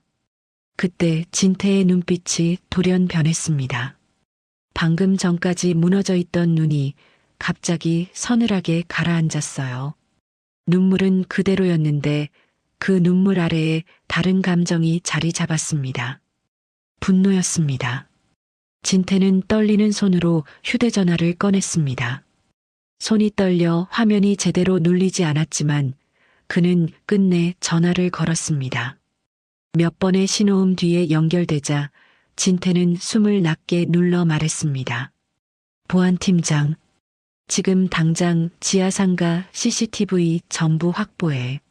잠깐 침묵이 흐른 뒤 상대가 되물었습니다. 회장님, 무슨 일이십니까? 진태는 이를 악물었습니다. 목소리가 낮았지만 속이 서늘하게 갈라지는 소리였죠. 그놈들 배후 내가 직접 찾아낸다. 하나도 남김없이. 전화를 끊자 병원 복도의 공기가 더 차가워진 느낌이었습니다. 마치 진태의 분노가 공기를 눌러버린 것처럼요. 명숙은 그런 진태를 옆에서 보고도 아무 말하지 못했습니다. 원망이 가시지 않았지만 지금은 딸이 더 급했으니까요. 시간은 새벽으로 깊어졌습니다. 새벽 4시 수술실 앞은 적막했습니다. 사람들의 발소리도 뜸해졌고 형광등만 희미하게 빛났죠. 진태는 벽에 등을 기대고 천천히 머리를 기댔습니다. 눈을 감자 파노라마처럼 장면이 스쳐 지나갔어요. 갓 돌이던 수연의 작은 손, 사진 속에서 웃던 명숙의 얼굴, 그리고 오늘 자신을 향해 차갑게 회장님이라 부르던 수연의 눈동자. 그 눈동자가 칼날을 막아내던 순간까지 겹쳐졌습니다. 진태는 입술을 떨며 속삭였습니다. 목소리는 거의 울음이었습니다. 수연아, 내가 깨어나면 이제 회장님이 아니라 아빠라고 부르게 해줄게. 진태는 한숨을 삼키듯 말을 이어갔습니다. 내가 싫다고 해도 내가 그렇게 부를 거다. 그토록 단단했던 어깨가 그제야 작게 들썩였습니다. 진태는 고개를 숙인 채 소리 없이 울었습니다. 울음이 목에서 막혀 나오지 않으니 더 아팠죠. 얼마나 지났을까요? 수술실 위에 켜져 있던 붉은 등이 마침내 꺼졌습니다. 문이 열리며 의사가 초췌한 얼굴로 나왔습니다. 마스크 위로 보이는 눈이 지쳐 있었어요. 진태는 벌떡 일어섰습니다. 선생님, 수연이는? 의사는 숨을 고르고 말했습니다. 고비는 넘겼습니다만 아직 의식은. 그 말이 끝나기도 전에 진태는 중환자실 쪽으로 달려갔습니다. 바닥이 미끄러운 것도 다리가 풀리는 것도 느껴지지 않았어요. 유리창 앞에 도착하자 그는 숨을 크게 들이마셨습니다. 유리창 너머에는 수연이 누워 있었습니다. 얼굴은 창백했고 여러 기계가 연결돼 있었습니다. 기계가 내는 규칙적인 소리가 살아있다는 증거처럼 들렸죠. 수연은 가쁜 숨을 내쉬고 있었습니다. 진태는 유리창에 손바닥을 대었습니다. 피가 말라붙은 손바닥이 투명한 유리에 닿았어요. 그는 이를 악물었습니다. 눈물이 다시 차올랐지만 이번엔 멈추지 않았습니다. 진태의 마음속에 결심이 박혔습니다. 딸을 이렇게 만든 자들 반드시 찾아내겠다고요. 똑같은 지옥을 맛보게 하겠다고요. 그때였습니다. 유리창 너머로 수연의 손끝이 아주 미세하게 떨렸습니다.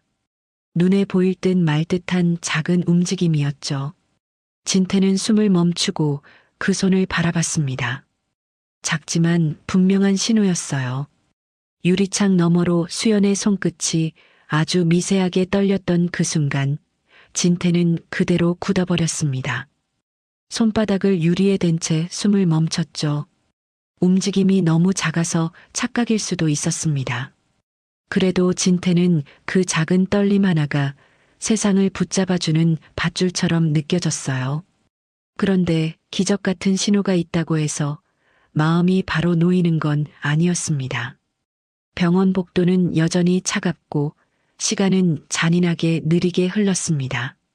진태는 유리창에서 겨우 손을 떼고 뒤를 돌아봤습니다. 조금 떨어진 곳, 복도 의자에 명숙이 넋이 나간 사람처럼 앉아 있었습니다. 명숙의 눈은 멍했습니다. 눈물은 이미 다 말라버린 것처럼 얼굴엔 힘이 없었죠. 손은 무릎 위에서 꼼짝도 하지 않았습니다. 마치 기계가 멈춘 사람 같았어요. 진태는 조심스럽게 다가갔습니다. 발소리조차 크게 들릴까봐 구두를 끌지 않고 천천히요. 그리고 아주 조심스럽게 명숙의 어깨에 손을 올리려 했습니다. 그 손이 닿는 순간 명숙이 번개처럼 그 손을 뿌리쳤습니다. 만지지 마. 명숙의 목소리는 낮았지만 날이 서 있었습니다. 그 말과 함께 명숙은 무너져 내리듯 고개를 숙였습니다. 그리고 참았던 울음이 터졌습니다. 소리 없는 울음이 아니라 속이 찢어지는 울음이었죠. 이게 다 당신 어머니 때문이야. 명숙은 진태를 보지 못한 채 허공을 붙잡듯 손을 떨었습니다. 우리 수연이를 사람 취급도 안 하더니 결국 이렇게 만들어. 명숙의 원망은 진태를 향해 날아왔지만 사실은 그들을 갈라놓았던 시어머니와 그 가혹했던 세월을 향하고 있었습니다. 그 세월이 지금도 명숙을 잡아당기고 있었죠. 진태는 아무 말도 하지 못했습니다. 변명하면 더 비열해질 것 같았어요. 그는 그 비난을 그대로 온몸으로 받았습니다.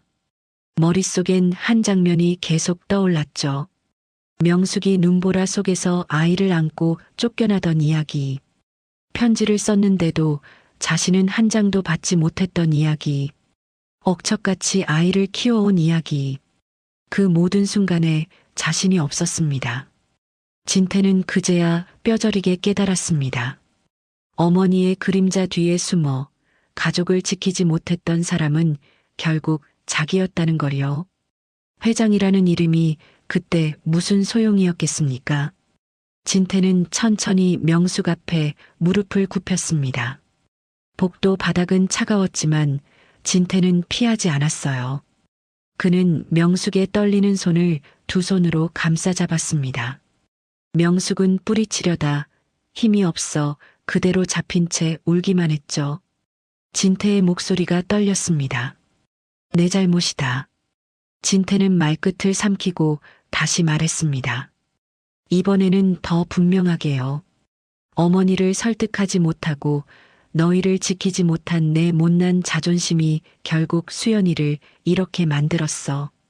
그 말과 함께 진태의 눈물이 명숙의 손등 위로 떨어졌습니다. 따뜻한 물방울이었어요. 명숙은 그 눈물을 보자 더 서러워졌습니다. 억울함이, 분노가, 지친 세월이 한꺼번에 밀려왔거든요. 진태는 숨을 고르고 거의 맹세하듯 말했습니다. 명숙아, 이제는 그 누구도 우리 사이를 막지 못하게 하마. 내 모든 걸 걸고 맹세할게. 명숙은 고개를 젓고 싶었습니다. 믿고 싶지 않았어요. 25년을 어떻게 믿음으로 버텼겠어요? 그런데도 지금 수연이 쓰러진 뒤 진태가 보여준 모습이 자꾸 떠올랐습니다. 딸을 안고 미친 듯이 울부짖던 얼굴, 수연의 상처를 누르던 손, 그리고 수술실 앞에서 무너져 내리던 어깨요. 명숙은 갑자기 힘이 풀렸습니다. 악을 쓰던 마음이 잠깐 내려앉았어요. 그녀는 진태를 용서한 게 아니었습니다. 아직은 아니었죠. 다만 25년 동안 홀로 짊어졌던 무거운 짐을 이제는 함께 나눌 사람이 생겼다는 사실이 너무 낯설고도 벅차서 무너진 겁니다. 명숙은 진태의 어깨 쪽으로 천천히 몸을 기댔습니다. 그리고 참았던 울음을 더 크게 터뜨렸어요. 진태는 그 울음을 막지 않았습니다. 그저 고개를 숙인 채 명숙의 손을 놓지 않았습니다. 명숙의 머릿속에는 오래된 장면들이 빠르게 지나갔습니다. 눈보라 속에서 쫓겨나던 밤, 돌아오지 않을 편지를 쓰던 나날, 새벽에 세탁물을 배달하다 넘어져 무릎이 깨지던 밤들. 그 모든 고통의 원인이 진태라고 믿고 버텼습니다. 그런데 지금은 생각이 갈라졌습니다. 이 사람도 나처럼 속았던 거야. 이 사람도 피해자였어. 그 생각이 들자 더 억울해서 울음이 났고 동시에 아주 조금 안도감도 생겼습니다. 증오를 거두기엔 시간이 필요했습니다. 하지만 적어도 이 순간만큼은 서로의 상처를 외면하지는 않을 수 있었습니다. 그때였습니다. 중환자실 쪽에서 작은 움직임이 생겼습니다. 의료진이 오가던 발소리가 잠깐 멈추고 한 간호사가 조심스럽게 손짓을 했죠. 보호자분들, 잠깐만 오실 수 있을까요? 진태와 명숙은 동시에 몸을 일으켰습니다. 심장이 다시 뛰기 시작했어요. 두 사람은 유리창 앞으로 다가갔습니다. 의료진이 물러난 뒤 침대 위 수연이 아주 천천히 눈을 떴습니다. 산소 마스크 너머로 거친 숨이 새어나왔습니다. 수연의 눈은 아직 흐렸지만 시선은 본능적으로 두 사람을 찾았습니다. 그리고 힘겹게 입술을 움직였어요. 목소리는 너무 작아서 가까이 가야 들렸습니다. 두 분, 다치신 데는 자기 몸이 저렇게 되었는데도 먼저 묻는 건 부모의 안부였습니다. 그 순간 진태의 가슴이 미어졌습니다. 진태는 유리문이 열리자마자 조심히 안으로 들어갔습니다. 손을 어디에 둬야 할지 몰라 허공에서 떨렸죠. 진태는 목이 메어 말했습니다. 수연아, 아빠 여기 있다. 엄마도 여기 있어. 이제 아무데도 안 가. 수연은 진태를 똑바로 보려 했지만 눈꺼풀이 무거운 듯 깜빡였습니다. 그래도 그녀는 가느다란 손을 조금 들어 올렸어요. 진태는 그 손을 놓칠까봐 급히 두 손으로 받쳤습니다. 손끝이 차가웠습니다. 그 차가움이 진태를 더 아프게 했죠. 수연은 숨을 몰아쉬며 말했습니다. 그때 몸이 먼저 움직였어요. 수연은 잠깐 눈을 감았다가 다시 떴습니다. 그리고 아주 천천히 이어갔죠. 회장님이라서가 아니라 지켜야 할 것 같아서. 끝까지 아빠라는 말은 나오지 않았습니다. 그래도 그 말은 분명했습니다. 원망만 있던 건 아니었다는 뜻이었어요. 피는 물보다 진했고 25년의 세월도 그 연결을 완전히 끊어내지는 못했습니다. 진태는 수연의 손을 소중히 감싸쥐었습니다. 눈물이 뚝 떨어져 수연의 손등에 닿았어요. 진태는 소리내 울지 않으려 애쓰며 말했습니다. 아빠가 미안하다. 아빠를 용서해다오. 명숙도 그 옆에서 수연의 팔을 조심히 붙잡았습니다. 손끝이 떨렸죠. 명숙은 말을 하지 못했습니다. 말하면 울음이 다시 폭발할 것 같았거든요. 세 사람은 소리 없이 함께 울었습니다. 병실 안에는 기계음이 규칙적으로 울리고 있었고 그 사이로 흐느낌이 조용히 섞였죠. 시어머니라는 거대한 벽도, 신분 차이라는 장애물도, 수연이 흘린 피와 진태의 눈물 앞에서는 조금씩 무너져 내리는 것 같았습니다. 세 사람의 보폭이 아주 조금, 아주 조심스럽게 맞춰지기 시작했습니다. 수연은 고비를 넘긴 뒤 일반 병실로 옮겨졌습니다.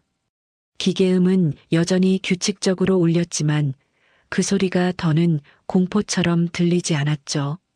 살아있다는 증거로 들리기 시작했습니다. 진태는 유리창 앞에서 한참을 서 있다가 조용히 병실로 들어가 수연의 손을 잡았습니다. 손끝은 차가웠지만 그 안에 힘이 남아 있었습니다. 명숙은 침대 옆 의자에서 고개를 숙이고 있었습니다. 잠을 자는지 우는지 모를 얼굴이었죠. 그러다 수연이 눈을 깜빡일 때마다 명숙의 어깨가 먼저 들썩였습니다. 그 작은 움직임 하나에도 지난 세월이 한꺼번에 흔들리는 것 같았거든요. 진태는 더는 울기만 하지 않기로 했습니다. 수연이 살아 돌아온 순간부터 그는 지켜야 할 사람이 생겼으니까요. 그는 병실 밖으로 나와 보안팀장을 불렀습니다. 목소리는 낮았지만 단단했죠. 지하상가 CCTV 전부 확보해. 한 장면도 놓치지 마. 그날부터 진태는 병원과 회사 사이를 오갔습니다. 회의는 미뤘고 계약은 비서에게 넘겼습니다. 대신 병원에 들러 수연의 숨소리를 확인하고 명숙이 물 한 모금이라도 마셨는지 살폈죠. 손에 들린 커피는 늘 식어 있었습니다. 그래도 진태는 그 컵을 놓지 못했어요. 마음이 어디로 가야 할지 몰라 손에 뭔가를 쥐고 있어야 했거든요. 수연은 조금씩 회복했습니다. 몸을 움직일 때마다 얼굴이 찡그려졌고 옆구리 쪽 붕대는 한동안 풀리지 않았죠. 하지만 눈빛은 전보다 단단해졌습니다. 살았다는 사실이, 그리고 누군가를 지켰다는 사실이 수연을 더 강하게 만들고 있었습니다. 명숙도 변했습니다. 여전히 두려움은 남아 있었지만 이제는 혼자만의 싸움이 아니었습니다. 병실 밖 복도에서 진태가 어색하게 컵라면을 들고 서 있는 모습을 볼 때면 명숙은 속으로 한숨을 쉬면서도 이상하게 마음이 조금 내려앉았죠. 퇴원을 앞둔 날이 왔습니다. 병원 복도 창으로 햇살이 들어왔고 바깥 나무잎이 바람에 살짝 흔들렸습니다. 수연은 휠체어에 앉아 명숙의 손을 잡고 있었습니다. 진태는 두 사람 앞에 서서 한참을 말을 고르더니 결국 조심스럽게 입을 열었습니다. 명숙아, 수연아, 25년이나 늦었지만 이제라도 너희랑 같이 살고 싶어. 진태는 숨을 한번 삼키고 더 낮게 말했습니다. 우리 같이 집에 가지 않겠니? 명숙은 진태의 손을 잠깐 바라봤습니다. 그 손을 얼마나 미워했는지, 그 손 때문에 얼마나 울었는지 잊을 수가 없었죠. 그런데 그 손이 지금은 떨리고 있었습니다. 명숙은 아무 말 없이 고개를 끄덕였습니다. 그 짧은 끄덕임 하나에 명숙의 눈가가 젖었습니다. 수연은 말없이 진태의 손을 꽉 쥐었습니다. 아직 아빠라는 말이 자연스럽게 나오지는 않았지만 그 손끝의 힘은 분명한 대답이었죠. 진태는 그 힘을 느끼며 입술을 떨었습니다. 그렇게 세 사람은 병원을 나왔습니다. 차가 병원 정문을 빠져나갈 때 진태는 창밖을 보다가 문득 고개를 돌려 두 사람을 바라봤습니다. 내 옆에 있다. 그 사실이 믿기지 않아서요. 저택의 문이 열렸습니다. 넓은 현관, 반짝이는 바닥, 조용한 복도. 하지만 세 사람은 화려함을 오래 보지 않았습니다. 그보다는 서로의 숨소리가 더 크게 느껴졌죠. 진태는 명숙에게 햇살이 가장 잘 드는 방을 내어주었습니다. 커튼을 걷어주며 머쓱하게 말했어요. 여기가 제일 따뜻해. 당신, 여기서 쉬면 좋겠어. 명숙은 방 안을 천천히 둘러봤습니다. 낯설었지만 창으로 들어오는 햇살이 어깨를 감싸는 느낌이 들었죠. 명숙의 굽은 어깨가 아주 조금 풀렸습니다. 수연의 방은 진태가 직접 준비했습니다. 수연이 좋아할 만한 책, 손에 익을 만한 쿠션, 창가에 놓인 작은 스탠드까지요. 수연은 문턱에 서서 한참을 바라보다가 작게 말했습니다. 이런 거 어떻게 알았어요? 진태는 웃고 싶었지만 눈이 먼저 젖었습니다. 몰랐지. 그래서 김 비서한테 물어보고 나도 찾아보고 그냥 해보고 싶었어. 그날 저녁 부엌에는 어색한 소리가 났습니다. 과일 칼이 도마에 닿는 소리였죠. 진태가 사과를 깎고 있었습니다. 껍질이 얇게 이어지지 못하고 툭툭 끊겼어요. 명숙이 그걸 보더니 피식 웃었습니다. 당신 사과가 아니라 감자 깎는 줄 알겠네. 진태가 머쓱하게 웃었습니다. 다시 해볼게. 오늘은 좀 더 얇게. 수연은 소파에 앉아 그 모습을 보고 있었습니다. 예전 같았으면 웃지도 않았을 텐데 오늘은 입꼬리가 아주 조금 올라갔죠. 그 작은 변화에 진태는 속으로 울컥했습니다. 며칠이 지나자 집안의 공기가 조금씩 달라졌습니다. 아침에 밤 냄새가 났고 명숙은 정원에 나가 꽃을 만졌습니다.